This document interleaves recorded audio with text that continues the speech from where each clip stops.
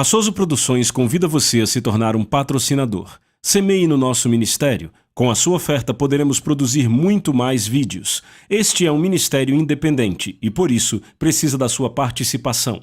Inscreva-se no canal e compartilhe os vídeos. Seja um multiplicador desta visão.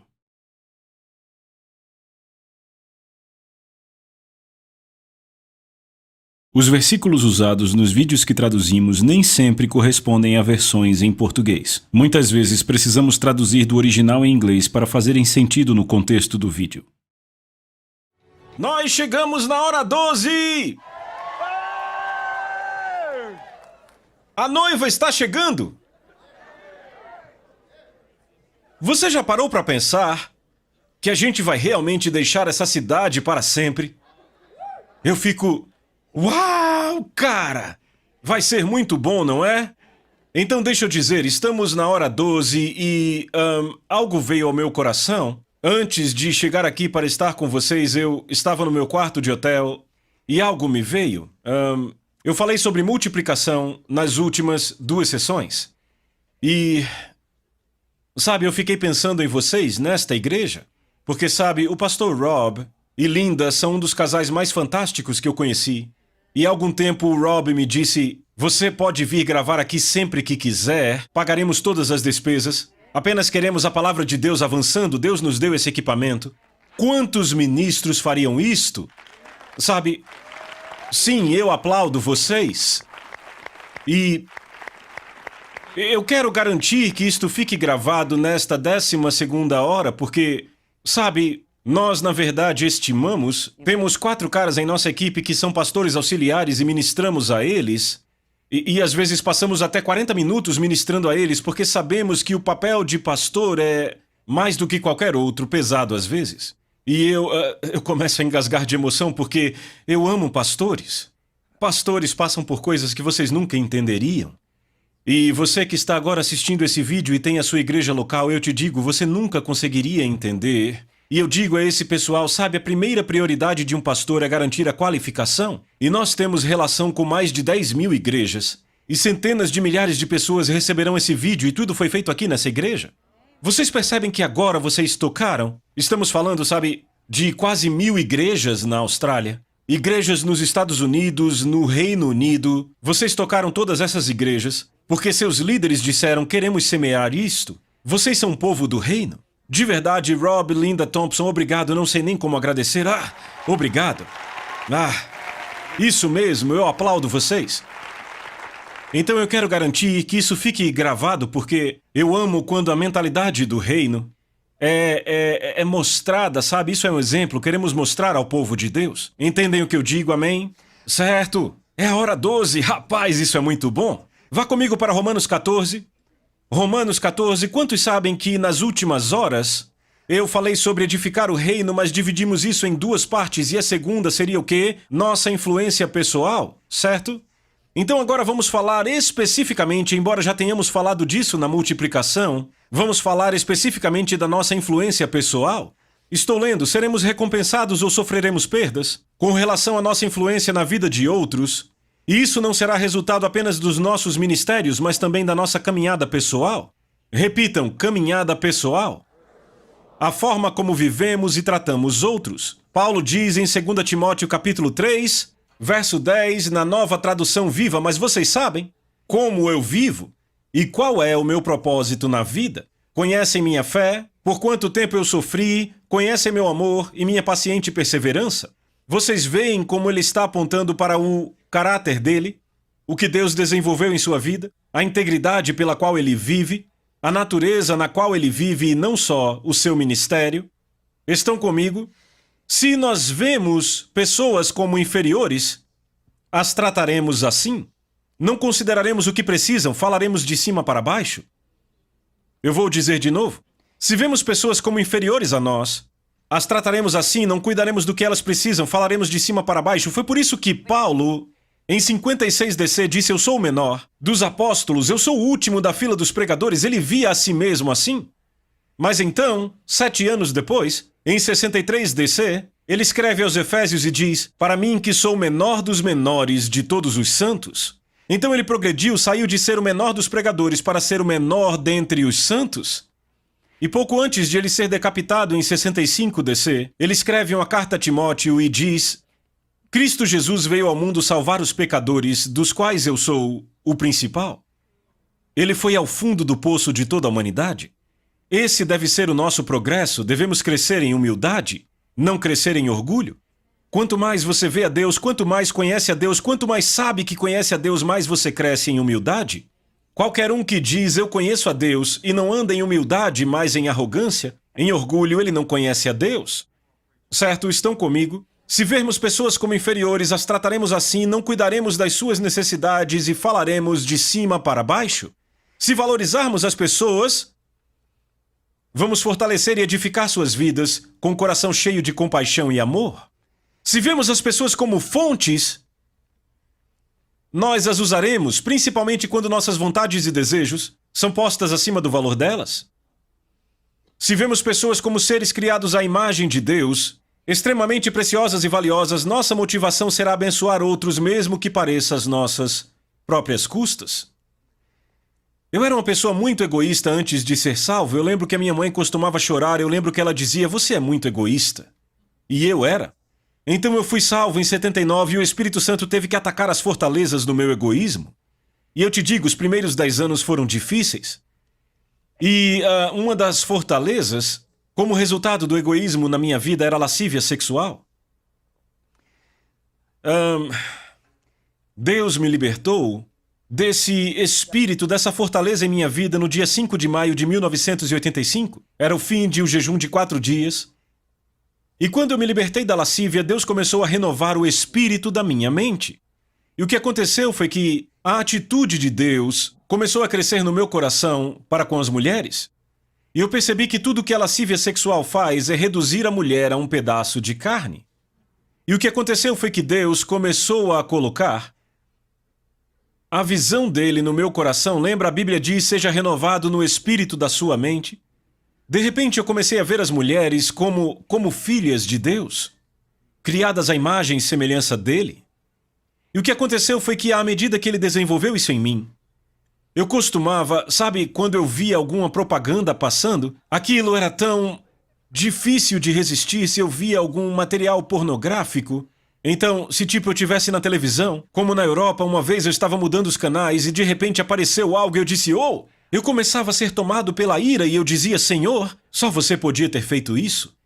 O egoísmo fazia com que eu visse as mulheres como pedaços de carne, mas agora o amor que você semeou em mim, ele cresce e agora eu as vejo, criadas à imagem e semelhança de Deus. E aí acontece que você começa a falar com as pessoas. Sabe, eu comecei a observar a forma como algumas mulheres eram tratadas dentro da igreja, e a razão pela qual as mulheres são tão maltratadas dentro da igreja é só egoísmo. Porque as pessoas não permitem que Deus trate com o egoísmo que está no coração delas. E aí vêm as mulheres como uma fonte ou como pedaços de carne, entendem o que eu digo? Isso serve para qualquer um, mas agora eu estou falando de homens, entendem o que eu falo? E então há um lugar onde você chega, onde Deus pode renovar sua mente e seu coração e você passa a ver as pessoas como preciosas e valiosas como Ele vê, entendem o que eu estou dizendo? Isso é algo que você precisa cooperar com o Espírito Santo, deixar Ele desenvolver isso em você. Quanto mais velho você fica, quanto mais bem desenvolvido no ministério, por assim dizer, mais você deveria valorizar pessoas. Às vezes eu fico meio preocupado porque vejo pessoas que cresceram um pouco em seus ministérios e a forma como falam com garçons e garçonetes, a forma como falam com pessoas, é muito preocupante isso. Então eu era uma pessoa muito autofocada, mas Deus começou a tratar isso e aquela lascívia saiu, mas havia outro problema que era resultado do meu egoísmo e Deus teve que tratar no mesmo período. E sabe, essa coisa era muito mais sutil, era muito mais enganosa. No começo e na metade dos anos 80, eu odiava confrontos.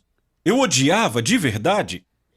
Sabe, eu era o cara que, na verdade, na minha igreja local, de 8.000 pessoas, eu era o cara mais popular da minha igreja, sério. Eu ouvia todo mundo falando, rapaz, aquele Bevere, ele é um cara tremendo, ele é um cara legal, ele é tão cheio de amor.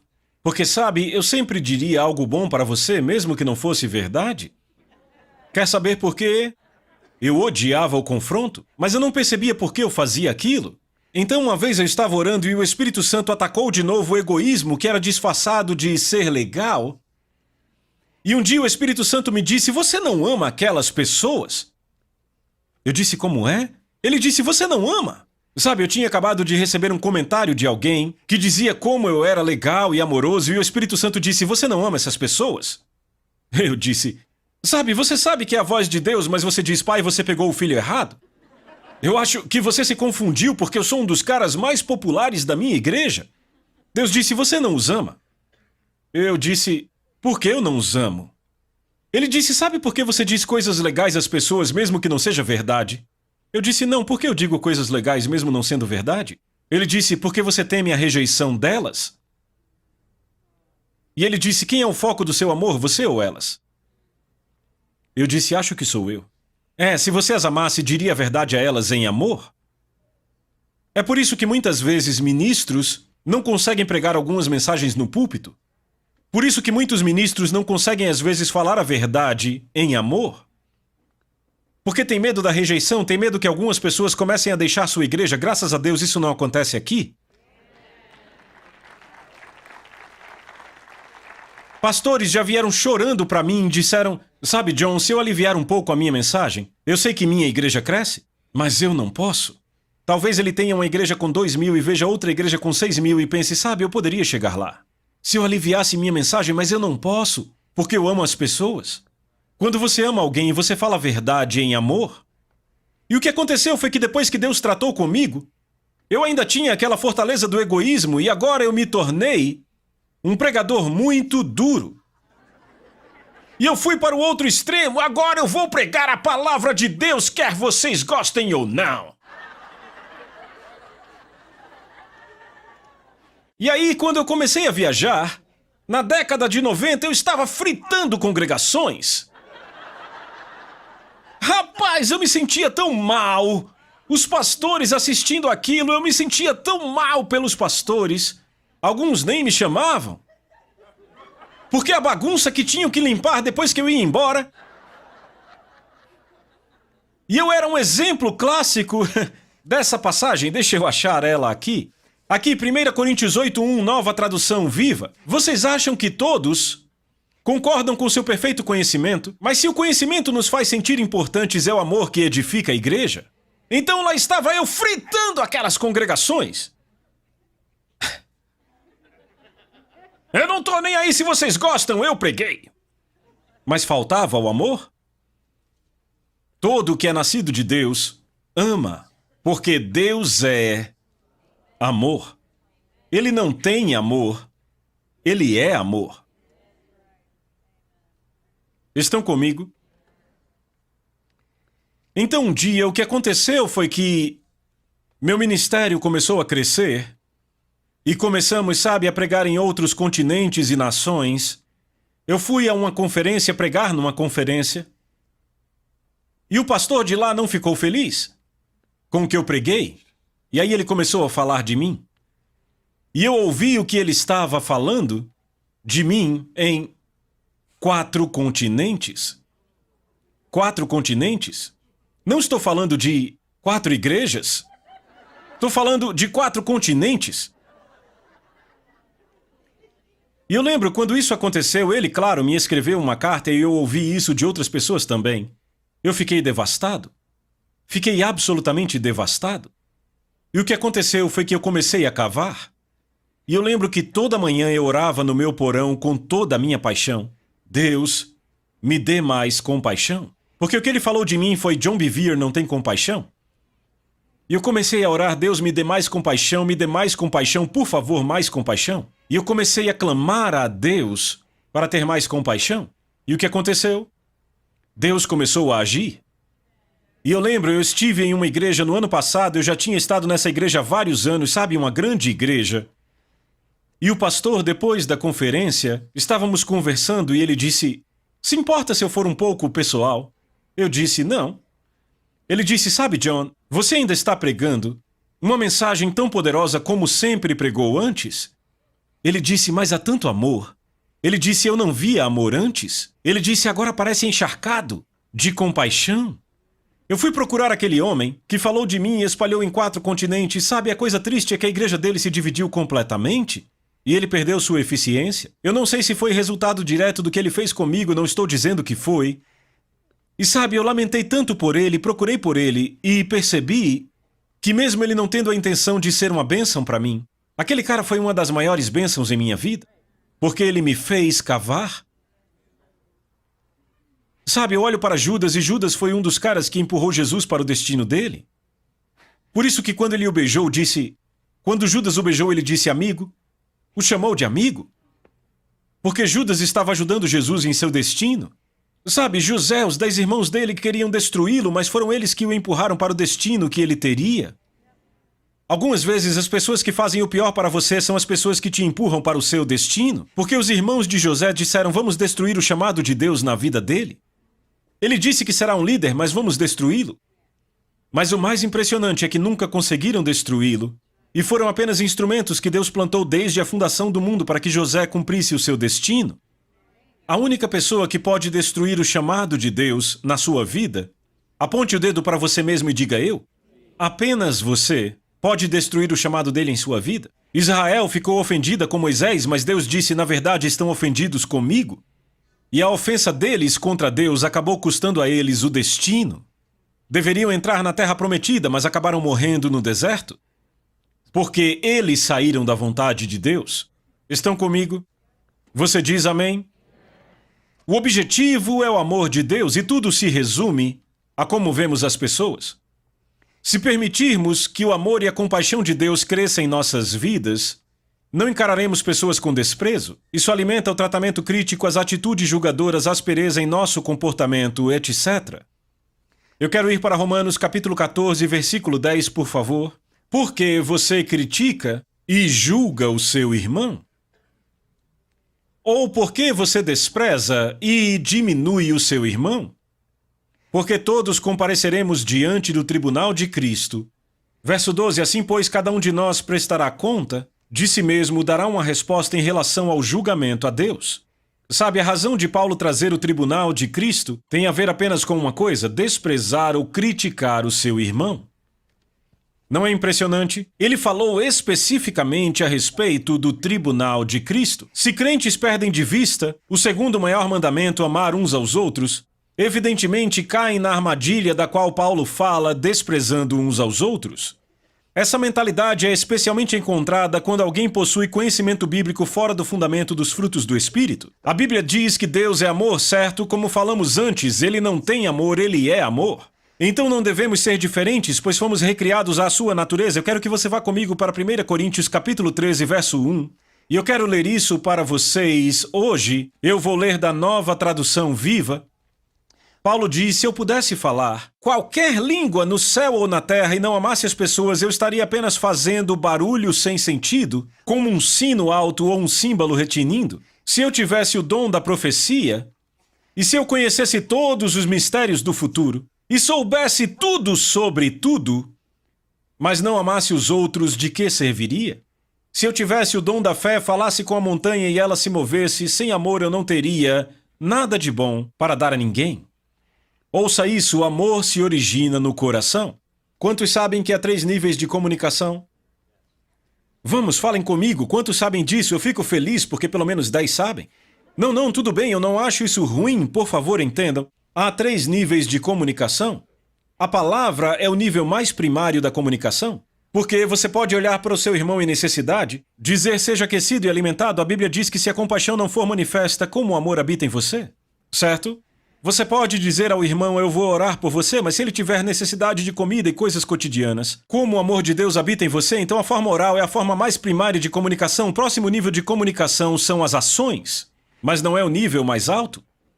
Eu disse não é o nível mais alto? Diga, não é o nível mais alto? Sabe por que eu digo isso? Paulo disse, se eu der tudo o que eu tenho aos pobres, e até entregar meu corpo para ser queimado, essa é a ação mais elevada de amor que você faria, mas ele diz que você pode ter essa ação elevada e não ter amor? Ele diz, se eu der tudo o que tenho aos pobres, entregar meu corpo para ser queimado e não tiver amor, de nada se aproveita? Isso me diz que o nível mais elevado da comunicação é aquele do coração. É onde o amor se origina. O amor se origina em seu coração, por isso tem que haver a obra do Espírito Santo, e é por isso que eu sou tão grato àquele ministro que me fez implorar pela compaixão a Deus. Eu não conseguiria sozinho. Eu me ajoelhei e disse a Deus, eu preciso. Então você deve orar é por muita graça, muito amor e muito temor do Senhor. Vocês entenderam isso? De tudo o que falamos, é isso que vai funcionar, é o que vai multiplicar a graça de Deus na sua vida. Você pode dizer amém? Deixa eu ler algo para vocês. Direto do livro. Quando amarmos, seremos pacientes e bons com os outros, não invejaremos o sucesso dos outros, porque será nossa paixão vê-los vencer. Jamais nos gabaremos de nós mesmos, abandonaremos toda arrogância e orgulho, não exigiremos que as coisas sejam feitas do nosso jeito, não ficaremos irados. Não seremos impacientes, não guardaremos quantas vezes fomos injustiçados, mas decidiremos perdoar e liberar toda a dívida. Nunca riremos da injustiça, mas teremos paixão pela misericórdia, pela verdade, não desistiremos das pessoas, nem perderemos a fé, sempre esperaremos o melhor. Sempre veremos as pessoas como inocentes até que provem que são culpadas e não o contrário. E mesmo assim esperaremos o arrependimento e a restauração. Seremos cheios de esperança, superaremos qualquer dificuldade em benefício do reino e do bem-estar de outros. Veremos a edificação piedosa dos outros que só pode ser encontrada quando elas se alinham a Cristo para que Ele cumpra a vontade dele nelas. Você pode dizer amém? Sabe, eu tenho um amigo muito querido. E toda vez que eu ia para a igreja dele, ele dizia, você quer ficar no hotel luxuoso ou no rico? Eu dizia, no hotel rico, por favor.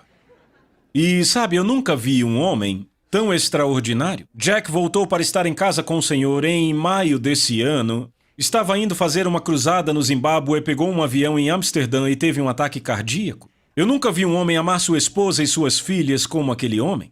Nunca vi alguém amar e chorar pela sua congregação como aquele homem. Nunca vi alguém tratar garçons e garçonetes como ele fazia. Quando eu fui ao seu funeral, você não acreditaria quantas milhares de pessoas estavam lá? E sabe, muitos mais ainda foram salvos e foram à sua igreja. E sabe quem eram? Garçons, garçonetes, valetes. Eram pessoas da cidade. Porque onde quer que Jack Wallace estava, ele não era tratado como uma pessoa mais importante, você era a pessoa mais importante. E eu lembro que vários líderes estavam no funeral dele, Tony Barnett e vários outros líderes. E eu lembro que todos foram convidados a falar um pouco. Durou 4 horas e meia. Imagine vários pregadores juntos, você deve entender. E Lisa e eu fomos os primeiros e depois vieram outros, mas acho que o quinto cara a falar foi o Jim Bakker. Jim Bakker se levantou, olhou para aquela congregação e ele disse, eu achava que eu era o melhor amigo do Jack Wallace. E o lugar inteiro estourou em riso.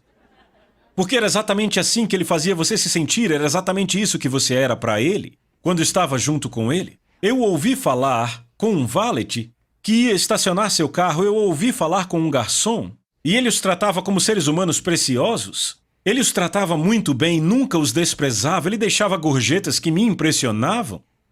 E sabe, no começo eu não entendia, mas depois entendi. E sabe, andando com pessoas como ele e outros, Pastor Rob, Linda, você aprende. E eu pensei, está certo, eles são valiosos.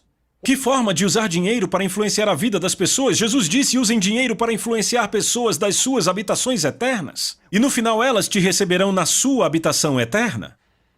E, sabe, Jack tocou vidas e vidas e vidas.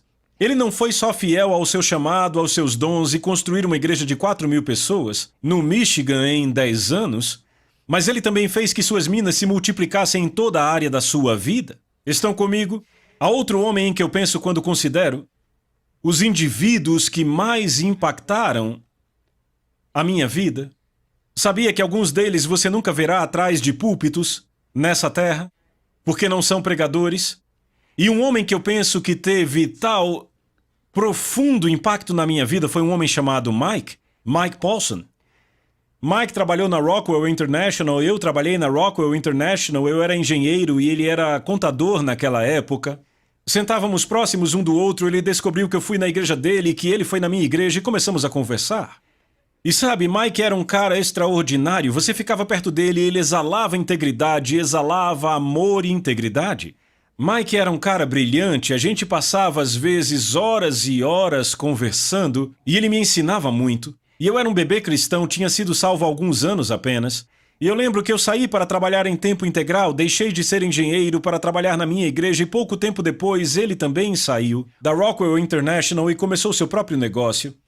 E, sabe, por anos ele fez o meu imposto de renda de graça, porque ele via que eu não ganhava muito dinheiro e ele disse, não, John, eu faço para você, eu amo sua vida, eu faço. E eu lembro quando o nosso ministério decolou, ele ajudou o nosso ministério a decolar, ajudou tantos outros ministérios com o seu trabalho. E sabe, ele também tinha muitos e muitos clientes que eram empresas, porque a empresa dele cresceu muito e de repente ele já estava com vários funcionários trabalhando com ele. E recentemente eu liguei para o Mike porque eu lembro que tinha um cara de quem ele falava muito, era um cara que tinha tido grande influência na vida dele. E eu lembro de ele falando desse cara chamado Charlie. Então, quando eu escrevi o livro, eu liguei para o Mike e eu disse, Mike, sabe, eu quero que você me conte sobre esse cara, o Charlie. E ele começou a chorar, mas antes de eu te falar o que ele me falou sobre o Charlie, deixa eu te contar o que eu também perguntei a ele nesse telefonema. Eu disse, Mike, quantos clientes passaram pelo seu escritório de contabilidade desde que você começou? Ele disse cerca de 12 mil. Eu disse, quantos clientes regulares você tem que vão todo ano? Ele disse cerca de 5 mil. Eu disse, desses 12 mil, a quantos você ministrou? Ele parou um pouco, pensou. Primeiro ele disse todos.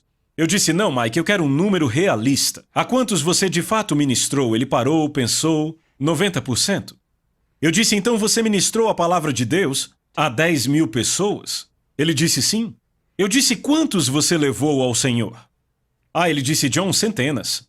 Ele disse, semana passada veio um cubano aqui no escritório com câncer, oramos, ele foi salvo. E eu fiquei ali impressionado. E eu disse, então me conta sobre aquele homem que teve grande influência na sua vida, e ele começou a chorar. Ele disse, John, seu nome era Charlie. Ele era o zelador de uma fábrica de papel. Ele disse, John, deixa eu te falar sobre a minha família, nunca te falei antes. Ele estava desmoronando de chorar ao telefone. Ele disse, mais da metade dos meus tios e tias terminaram num asilo para loucos. Ele disse, minha mãe terminou num asilo desses. Ele disse, meus 2 avós foram baleados e morreram. Ele disse, esse era meu destino, eu caminhava para isso. Ele disse, por problemas financeiros, minha mãe teve que me entregar a outra família por 7 anos. E a família a quem ela me entregou era a do Charlie. Charlie era zelador de uma fábrica e ele se sentava e me falava da palavra de Deus. E todo domingo ele me levava para a igreja e no caminho para a igreja me ensinava sobre a palavra de Deus. E ele disse, John, se não fosse pelo Charlie, eu não seria o que sou hoje, provavelmente estaria louco num asilo ou morto. Talvez eu fosse um viciado em drogas ou um alcoólatra. E ele chorando disse, sabe, John, a minha filha escreveu algo. Sabe qual foi o título da redação para a escola? O maior homem que eu nunca conheci. E ela disse que a redação era sobre o Charlie. O zelador de uma fábrica de papel, eu quero que você pense nisso. Charlie impactou Mike. Mike alcançou mais de 12 mil pessoas em seu escritório. E quem sabe o efeito dominó disso? Ele levou ao Senhor centenas de pessoas. Imagine o efeito dominó, e não só isso, ele teve grande impacto em minha vida. E hoje tocamos milhões de vidas. Então todos os milhões que eu tocar serão creditados ao Mike? E todos esses milhões também serão creditados ao Charlie, que impactou o Mike? Charlie multiplicou suas minas grandemente? Isso me lembra uma história real que um funcionário leu para mim recentemente sobre um ateu chamado Max Jukes e um homem de Deus chamado Jonathan Edwards. Quantos aqui o conhecem? Eis aqui a história, você está pronto? Max Jukes, o ateu, vivia uma vida ímpia, casou-se com uma garota ímpia e dessa união nasceram 310 pessoas que morreram miseráveis, 150 criminosos, 7 eram assassinos, 100 eram bêbados e mais da metade das mulheres eram prostitutas. Seus 540 descendentes custaram ao Estado $500.000. Como isso foi escrito há muito tempo, vale uma conversão aí? Mas ainda bem, isso funciona para os dois lados. Há o registro de um grande homem de Deus americano chamado Jonathan Edwards. Ele viveu na mesma época que Max Jukes, casou-se com uma crente. Fez-se uma investigação sobre os 1.394 descendentes de Jonathan Edwards. 13 viraram presidentes de universidade, 65 professores, 3 senadores, 30 juízes sem advogados, 60 médicos, 75 oficiais do Exército e Marinha, 100 pregadores e missionários, 60 escritores proeminentes e um vice-presidente dos Estados Unidos. 80 se tornaram funcionários públicos em outras áreas, 300 formados em universidades, dentre os quais governadores, ministros em países estrangeiros, seus descendentes não custaram um único centavo ao Estado.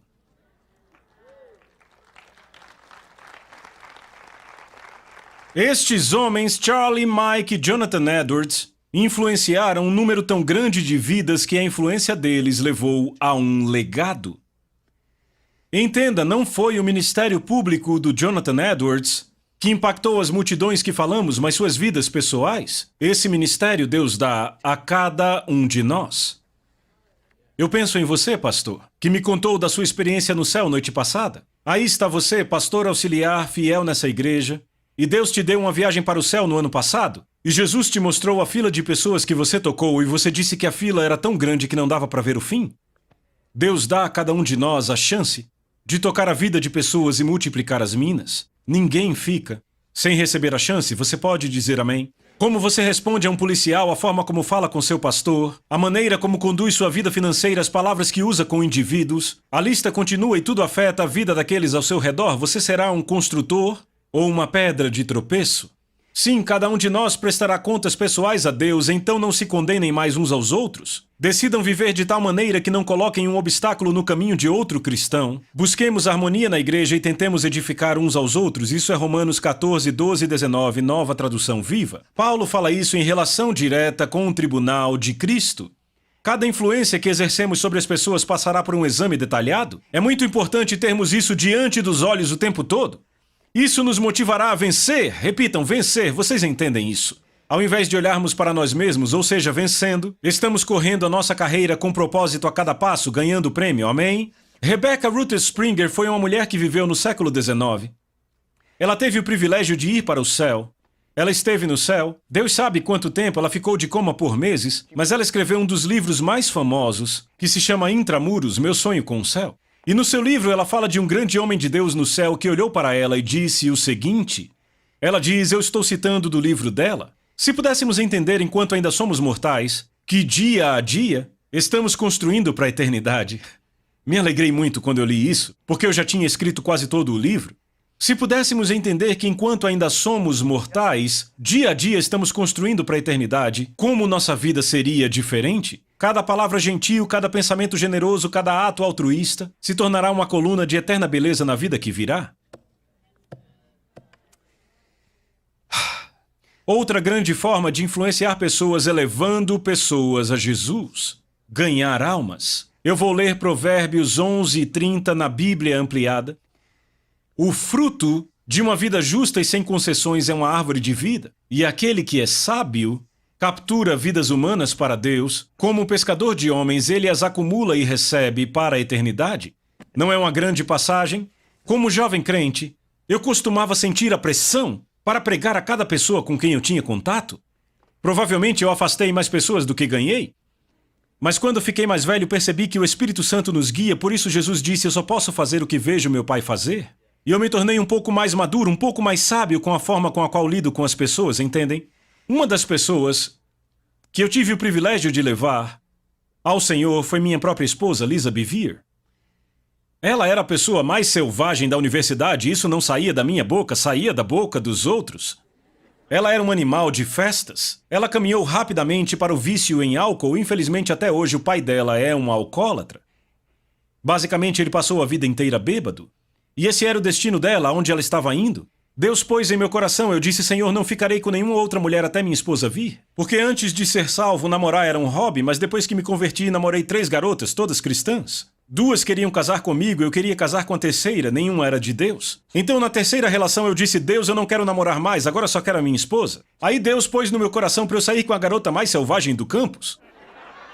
Eu liderava o estudo bíblico na universidade, as garotas achavam que eu tinha me desviado, mas eu tinha convidado ela para vir ao estudo bíblico no sábado à noite. Era um estudo bíblico diferente, ia até tarde, eu tinha pregado até meia-noite, ela veio, pegou minha mão. Era 1h30, ela apertou minha mão e disse, precisamos de uma Bíblia, para quê? Para fazer isso? Fazer o quê? Ela disse ser salvo. Eu disse, mas essa hora, Lisa, certeza? Ela disse, não importa, eu quero agora. Ela foi salva de 1h30, às 2h15 estava cheia do Espírito. Ela voltou pro quarto e ficou de 3 às 5 procurando o livro de Paulo. Às 5 da manhã, escutou o Espírito dizer para ela Coríntios e achou o texto que diz que se alguém está em Cristo é uma nova criatura. Ela ficou empolvorosa porque Deus falou com ela. Na manhã seguinte, ela deixou o campus e foi para casa. Seus pais moravam em outra cidade. A mãe dela era crente, orava por ela há anos, e quando ela viu Lisa entrando pela porta, ela caiu aos pés da Lisa chorando e disse, você foi salva a noite passada, não é? Ela disse, fui, sabe, o homem que me levou ao Senhor será o meu marido? A mãe dela disse, você só está atraída porque ele te levou ao Senhor, e ela disse, se tem algo que não estou, é atraída? Foi um insulto absolutamente maravilhoso, você pode dizer amém? A Lisa namorava com os caras que te batiam se você olhasse torto pra eles, sabe? Jogadores de beisebol, de rugby, uns caras sérvios, esse tipo de coisa. Deixa pra lá. E... eu não era o tipo dela, ela me chamava de tenista magrelo, agora ela me chama de gatão quente, eu acho que está bom. Mas continuando, ela disse, mãe, Deus falou comigo essa manhã e me disse que eu vou casar com John, que ele será o meu marido. Agora deixa eu te dizer algo. Lisa Bevere hoje já escreveu livros que são best-sellers, escreveu 5 best-sellers. Seus livros estão perto de 1 milhão de cópias. Eu acho que agora são 700 mil. Ela prega em conferências de mulheres, ministra para milhares de mulheres. Toda vez que ela vai pregar numa conferência, ela já viajou o mundo todo, já esteve na Austrália ministrando, já aqui nos Estados Unidos, está na Europa, vai para as Filipinas amanhã, vai se encontrar com o presidente das Filipinas na quarta, vai pregar para cerca de 15 mil mulheres nas Filipinas essa semana. E sabe o que é realmente legal? Cada pessoa que ela tocar, eu recebo crédito. E isso não veio do lado dos meus talentos, veio do lado das minhas minas. Eu a levei ao Senhor em um nível pessoal. E agora todas as pessoas que ela toca veem o que eu digo. Sabe o que mais, pessoal? Sabe, senhoras e senhores, algumas das coisas mais insignificantes, aquelas coisas que para mim pareciam ser as mais insignificantes, acabaram sendo as mais significantes da minha vida. Nunca menospreze a direção do Espírito Santo. Você pode levar alguém ao Senhor no meio da rua e nunca mais vê-lo, e aí ele acaba sendo um Bill Wilson. E quanto ao cara que encontrou o Bill, meu querido Bill, embaixo de um banco de parque, ele o levou a Jesus, cuidou dele, e hoje Bill Wilson já tocou milhões de vidas por todo o mundo, por causa de um homem que ouviu o Espírito Santo e tocou aquele garoto. Sabe, podemos continuar aqui, mas eu digo, Deus dará oportunidade a todos. Você pode levar alguém do seu trabalho inesperadamente. Você pode levá-lo ao Senhor, pode dizer algo que no fim vai levá-lo ao Senhor. E aquela pessoa pode acabar ministrando a milhões de vidas. E no tribunal de Cristo, Jesus olhará para você e dirá, olhe todas essas pessoas que você influenciou. E você, eu nunca, são milhões? Como eu alcancei tudo isso? Lembra do cara que eu coloquei no seu coração para você falar sobre mim? Ele não foi salvo naquele dia, mas você semeou e alguém colheu, e ambos recebem o pagamento juntos e ambos se alegram juntos? Você tocou toda essa gente? Sabe, tudo diz respeito a influenciar e construir a casa sob medida para Deus. Eu te digo, o tempo é curto. O tempo é curto. Não temos tempo a perder, a Bíblia diz para remirmos o tempo. Ouça, não se torne mais ativo na sua carne, porque você sabe que não se constrói nada eterno sem a graça de Deus. Torne-se mais dependente do Espírito. Peça ao Espírito Santo oportunidades para ministrar o reino eterno para pessoas, para influenciar a vida de pessoas. E então observe, ele vai abrir portas. E se você for fiel, ele dará mais. E aí você é fiel e ele dá mais. Você continua fiel, ele dá mais. Qual a vontade dele para sua vida? Multiplicar. Façam negócios até que eu volte, multipliquem as minas. Amém. Cada um de vocês é um embaixador do reino. A cada um de vocês ele deu habilidade para tocar almas para todos sempre. Então ouçam, faça disso um propósito para o resto da sua vida. Ser movido, impelido, dirigido pela eternidade. Amém, amém. Obrigado. Deus abençoe. Deus abençoe. A Soso Produções convida você a se tornar um patrocinador. Semeie no nosso ministério. Com a sua oferta poderemos produzir muito mais vídeos. Este é um ministério independente e, por isso, precisa da sua participação. Inscreva-se no canal e compartilhe os vídeos. Seja um multiplicador desta visão.